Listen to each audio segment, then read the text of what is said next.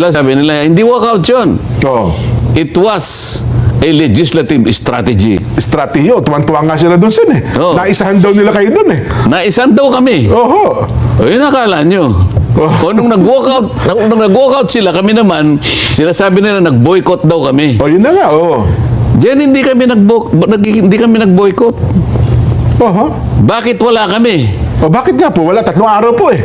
O ginamit lang namin ang nakasad sa Section 6, Article 6, Section 16, Paragraph 5 ng Saligang Batas. Oho. Ano po nakalagay, Sen? O, basahin natin. Sige po. Neither house during sessions of the Congress, Oho. Neither house, oo. either Senate Or, or the House of Representatives, bawat isa sa inyo, sabi niya, Okay, oho. shall, Okay. without consent of the other, adjourn for more than 3 days, Oho. nor any other place than that which the two houses should be sitting. Oh, itagalog mo. Oho. Walang isa sa inyong dalawa nang walang kwento isa Oo. ang Mag-a-adjourn. mag-adjourn Oh. ng higit 3 araw. Di ba namin nag-adjourn ng higit sa 3 araw? Hindi po, eksaktong 3 araw. O exact 3 araw. Anong ginawa namin? Ginamit lang namin ang nakasaad sa Saligang Batas as a legislative strategy.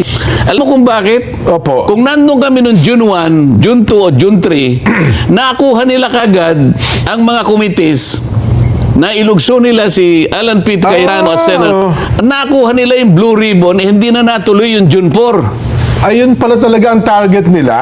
Kaya ang sabi ko, Jen, ang pinakamahalagang salita ngayon, katotohanan. Katotohanan.